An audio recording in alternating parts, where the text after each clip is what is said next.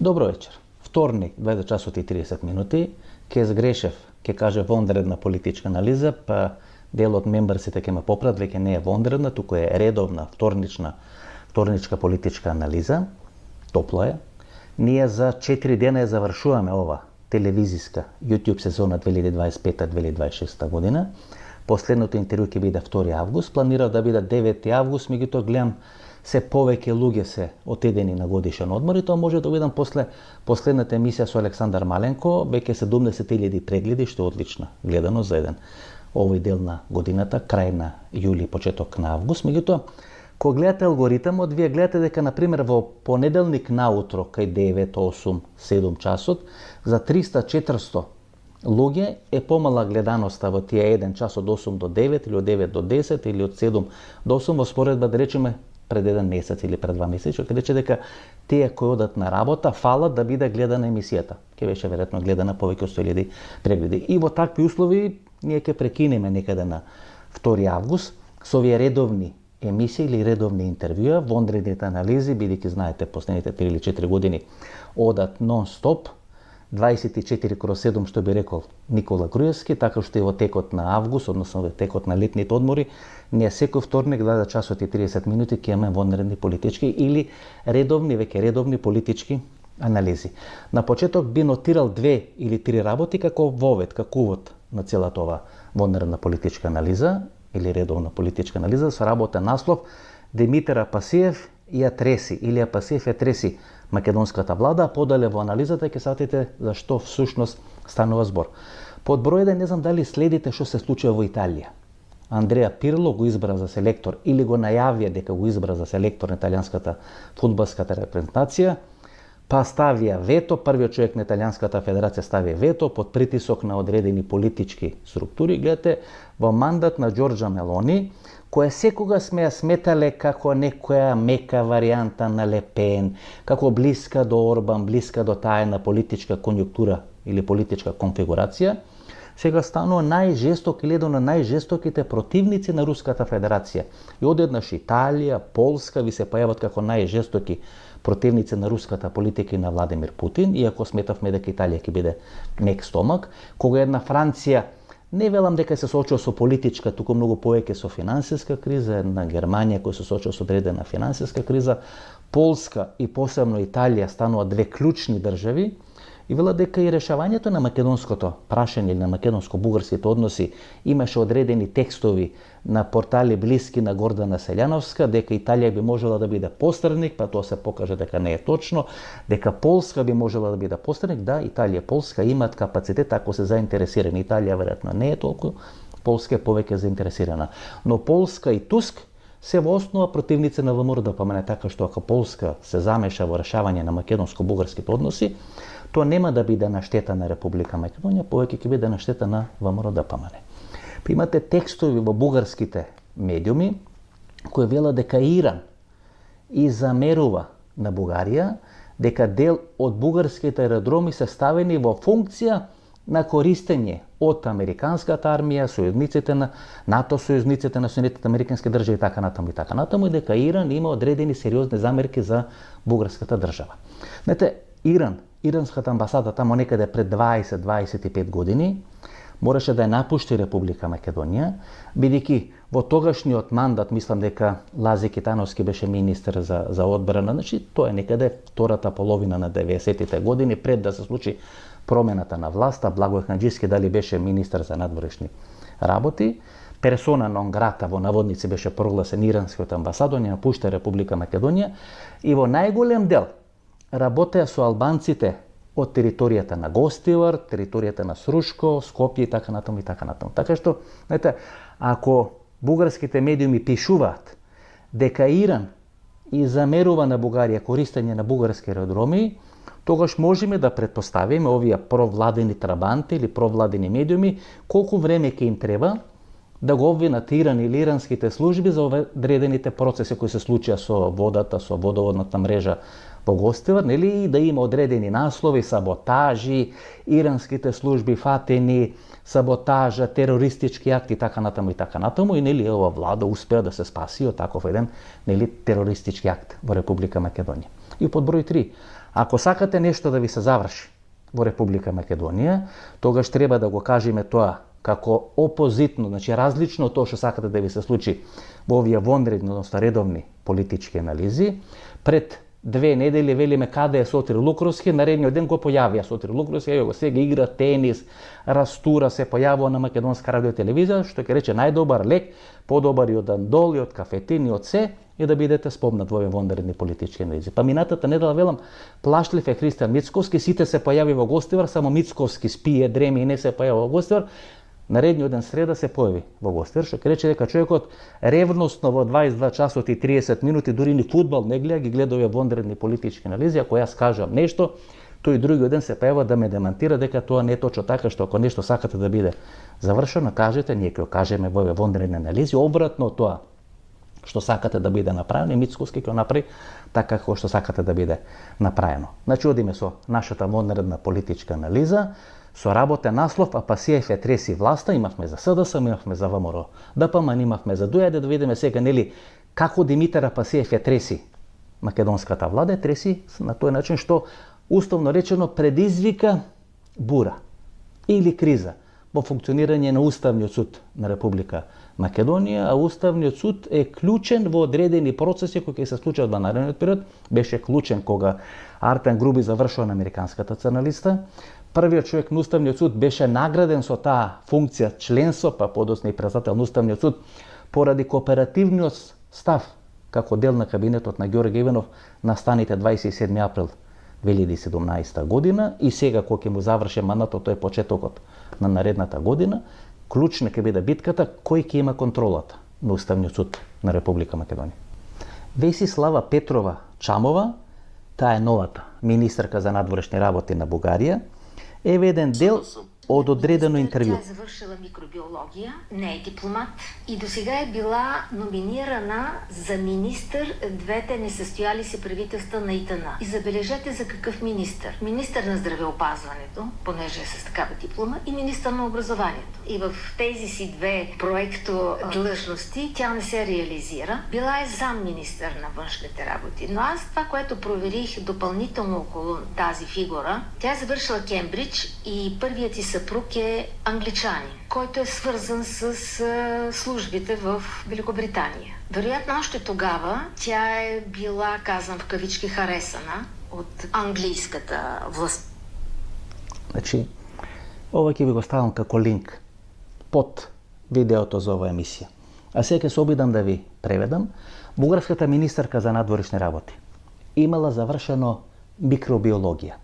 И во две предходни влади, едната што требала да ја формира ИТН или партијата на Слави Трифунов, и едната каде што Слави Трифунов бил еден од клучните фактори за формирање на таа влада, и биде понудени две функции: министер за здравство и министер за образование. На крај завршува да биде заменик министер за надворешни работи. Студирала на Кембридж, или посетила и завршила некои курсови на Кембридж, каде што го запознава незиниот сегашен, тоа е дел. Ова е интервју на Дарик радио, инаку една од главните уреднички или главните новинарки на Дарик радио, пред 2 години беше пратена тука во Република Македонија да биде начело на овој културен центар на Бугарија во Република Македонија. Гледате, тоа е све поврзано, тоа функционира, тоа е сериозна држава, и ние кога разговараме за Бугарија и за преговори со Бугарија треба да знаеме дека тоа е една сериозна држава која 130-40 години има битни врски релации со одредени политички и секакви други структури тука во Република Македонија. Значи, незиниот сопруг бил дел на бугарските разузнавачки служби, што ќе рече и партијата на Слави Трифунов, и партијата на Румен Радев, и правењето на таа влада, правењето на таа коалиција, всушност била во еден дел, може би наклонета кон Русија, и во еден дел дело на британското разузнавање. Не знам дали се сеќавате тие што се подолги членови или мембарси на овие вонредни анализи или на YouTube каналот Васко Ефтов, се сеќават на оно што кажав како е формирана владата на Симеон Саксобурготски. Симеон Саксобурготски, тој е британска, нели, измислица или кованица, кој бил во одредени релации, финансиски долгови, коцкарски долгови, и руското разузнавање се појавува и ги покрива тие коцкарски долгови. Русите прифаќа тој да дојде на чело на бугарската влада, Тоа е некаде 2001 година после пагањето на Иван Костов, па 2005 година Сергеј Станишев, кој е роден во Украина, го заменува Симеон Саксобургоцки, но британците на клучни позиции во таа влада на Симеон Саксобургоцки стават своји луѓе. Што ке рече, првиот човек е под контрола на руско разузнавање, му враќале долгови, коцкарски, финансиски и така натаму, дека живеел во Шпанија, но клучните министерски позиции ги држат луѓе на британско разузнавање. Во мандат на Симеон Саксобургоцки, Бугарија ги прави сите клучни предпоставки да стане членка на НАТО и да стане членка на Европската унија. Да, станува неколку години подоцна во мандат на Сергеј Станишев и така натаму, па ги имат и оние први избори европејски на кои победува партијата на Бојко Борисов. Но што сакам да кажам? Дека тамо во Бугарија се случуваат драматични процеси, каде што Румен Радев не е најхепи дочекан. Па дури и позициите на Румен Радев не се така бетонирани, не се така стабилни.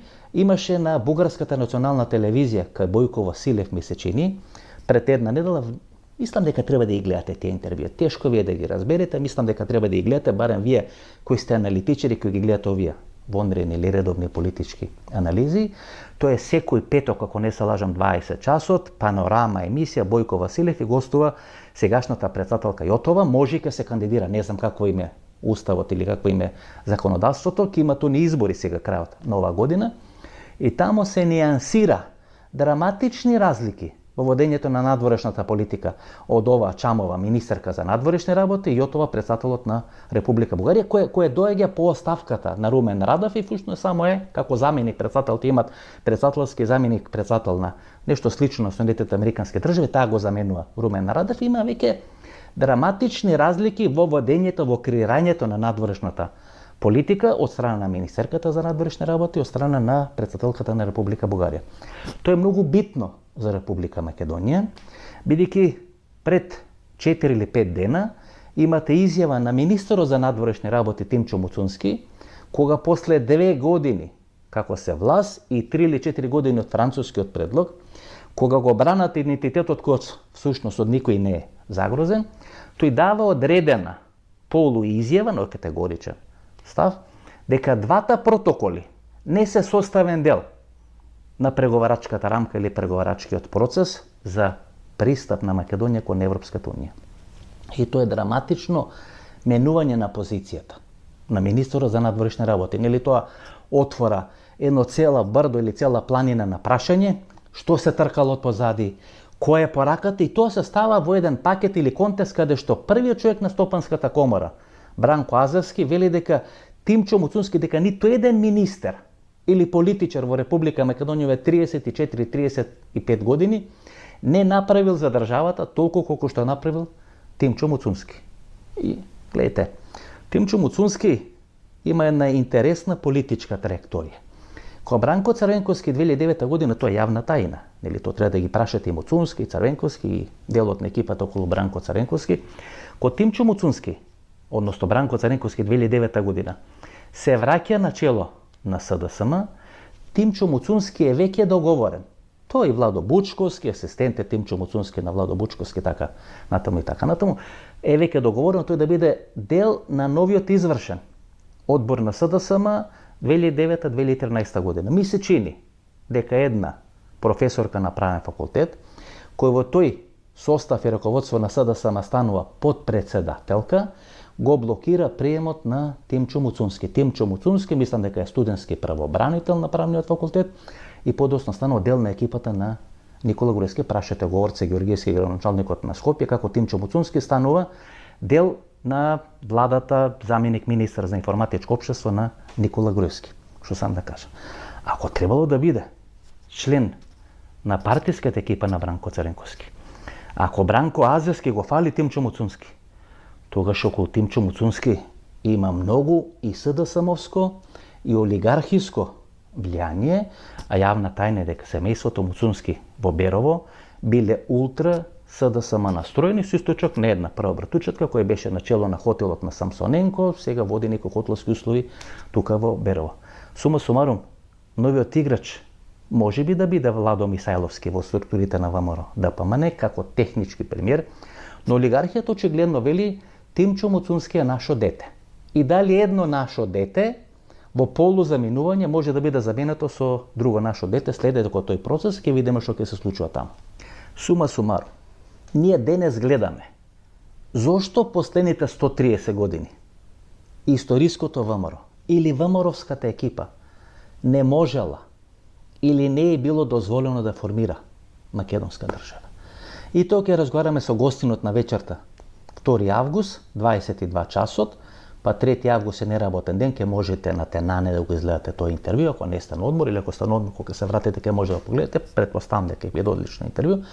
И суштината е лајт мотивот е дека ВМРО ДПМН, кој е направено како компромисно средно решение помеѓу Белград и Софија и е наследник на некој историско ВМРО кој е прогласило континуитет на 10-тиот конгрес во Кичево, 130 години не сакаа или не им беше дозволено да формират независна или современа македонска држава. Ајде збор 2 за интервјуто со Александар Маленко минатата недела, значи некаде пред 48 часа, веќе 70.000 прегледи. Еве да прифатиме се она што се лепи, како критика, како одреден лајт мотив, како одредени пердови залепени на катран и така натаму за Александар Маленко. 4 или 5 жени, пие, се дрогира, тоа беше демонтирано, еве да ги прифатиме сите тие квалификации. Несериозен, шалабајзер и така натаму и така натаму. И 99,99,99% да прифатиме дека тоа се точно. Но што ако 0,0,01% тоа е занемарлив процент, но еве да прифатиме или тоа да не биде поидовна позиција, што ако 0,0,01% е точно тоа што кажува Маленко. Вите, тамо се кажани пасати, регистарски таблички, 2 посети на Груевски на неговиот хотел. Со еден пасат донесен до македонско-албанска граница.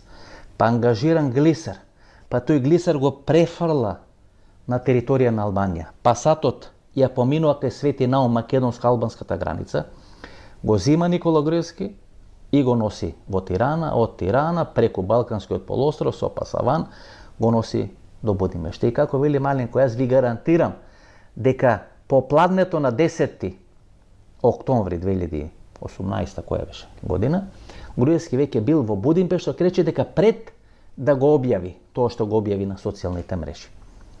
Колку служби во светот може да спроведа таква операција? Мислите дека македонската служба може да спроведе таква операција? Или албанската служба? Или српската служба? Тоа се 3-4 служби, британска, американска, руска и така натаму и така натаму. И клучно е прашањето ако Александар Маленко, гледате, и во интервјуто тука, а и во интервјуто на една национална телевизија, тоа беше пред неколку месеци, во тој интервју доста скромно презентираше одредени информации за бегството на Груевски, па имаше промптна, брза реакција на Никола Груевски, еден чаршав на Фейсбук, што објаснуваше деца, жена и така натаму, нека тоа не е точно, нека тој бил, но не бил тој ден или неколку дена пред неговото бегство, туку бил 4 или 5 месеци претходно за великденските празници така натаму. И нели тука се поставува неколку клучни прашања. Под број 1, како од сите можни хотели тој одбра во наводници да биде токму во хотелот не еден од руските играчи во Република Македонија.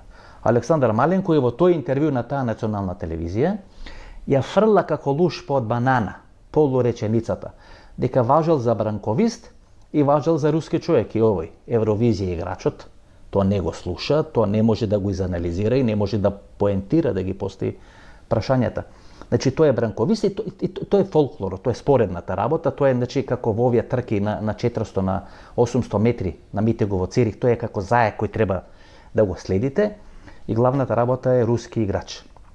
Бил во Русија, бил во Руската Федерација, работел за одредена позната фирма, бил пратен на студии, на специализации во Холандија, така натаму и така натаму.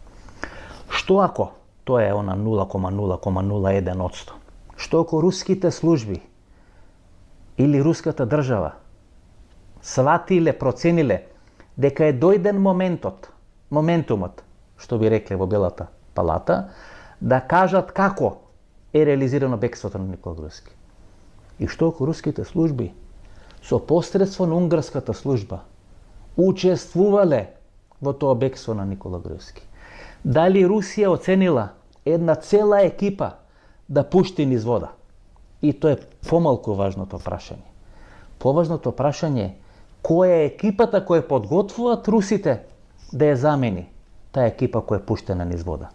Ако Петар Сијарто, министерот за надворешни работи, тој е начело на тоа министерство или на таа кровна конструкција, каде што Никола Груевски сакал, не сакал, за да добие државјанство или да добие политички азил, морал да соработува, сега е во некакво полубегство во арапските држави и се инкриминирано товари за соработка со Руската Федерација на штета на Унгарија и на штета на политиката на Европската Унија, тоа гледате, некој може да го постави прашањето дали русите може би имат информации дека Никола Груевски воспоставил некакви релации со новата влада, со новото раководство во Унгарија, дали воспоставил релации со Петар Маџар, дали ставил на располагање одредени информации, дали има телефонски разговори на Маџар со Мицковски, што е разговарано за кредитот, дали треба да биде вратен,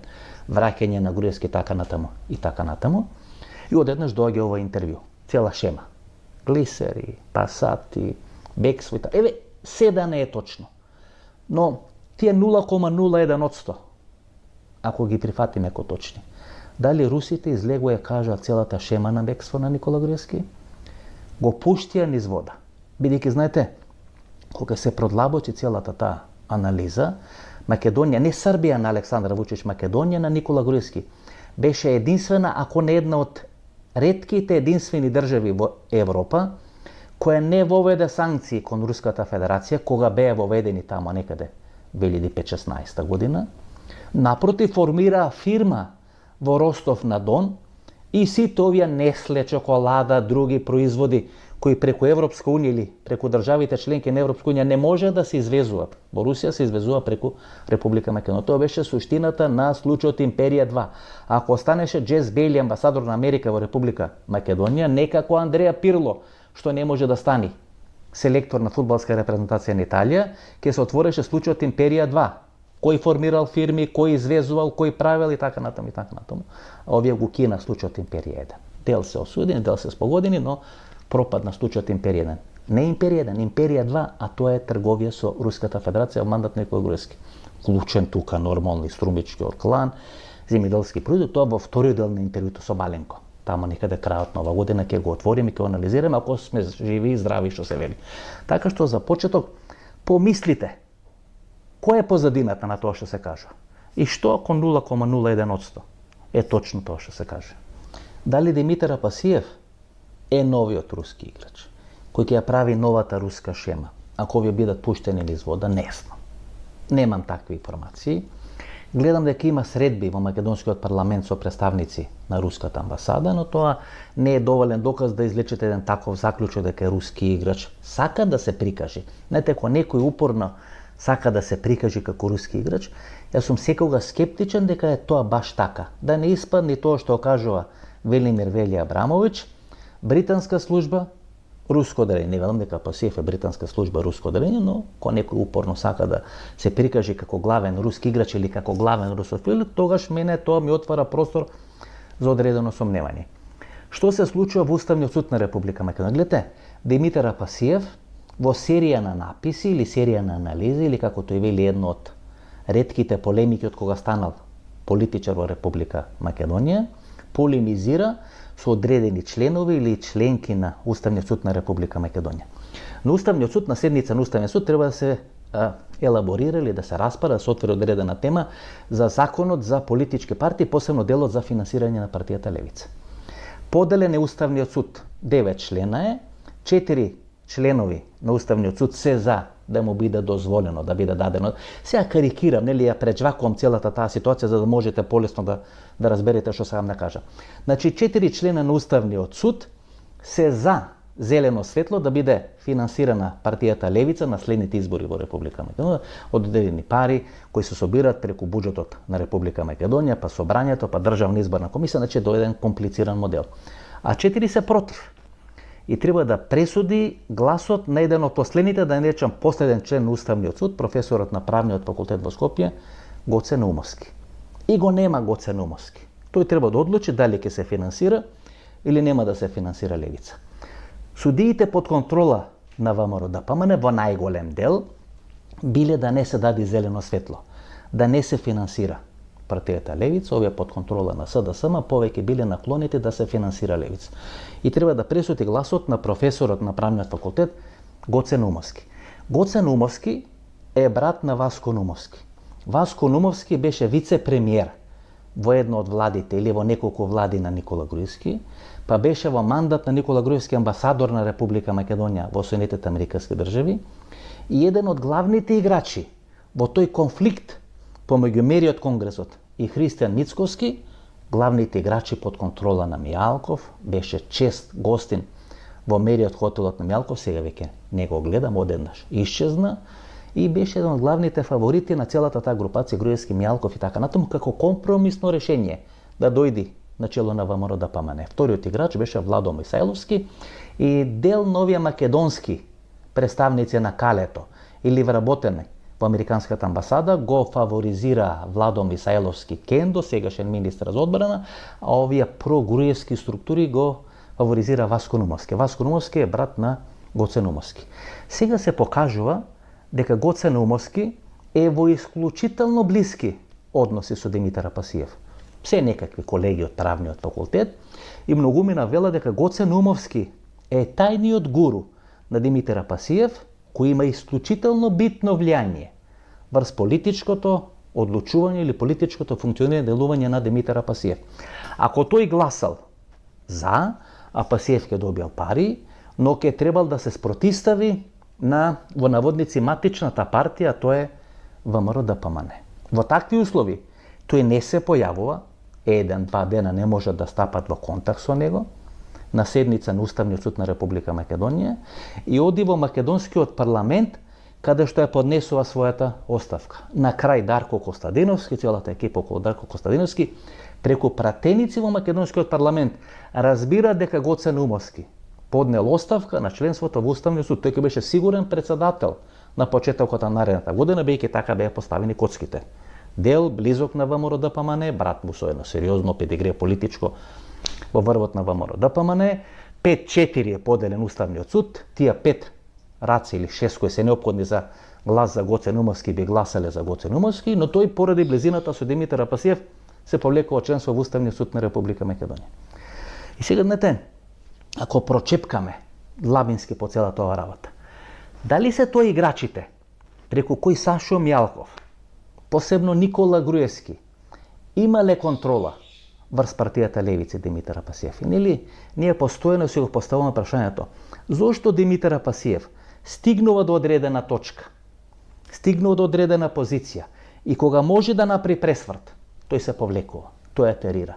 Ако од 2021 година тој е на она маса со Мицковски, со Таравари, со Африм Гаши и така натаму, со Снопче, кои треба да прават ново парламентарно мнозинство, и само за еден глас оној што завршува во холандската амбасада или кај Зоран Заев, не е избрана нова влада, и дали Димитар Апасиев е недалеченско контролиран од Будимпешта и од Мериот хотелот во Република Македонија. И дали овие си играчите, Гоце Наумовски или некои слични на Гоце Наумовски, кои всушност се тоа врзивно ткиво, таа, наречиме, логистика, која Апасиев го поврзува со целата ова структура. И тие учествувале и во судските процеси, кај што тој го победува Здравко, ој што беше претходно председател, Савевски, претходно председател на Левица, па ги зима клучовите, ги зима печатите, му е ветено целото тоа да биде направено.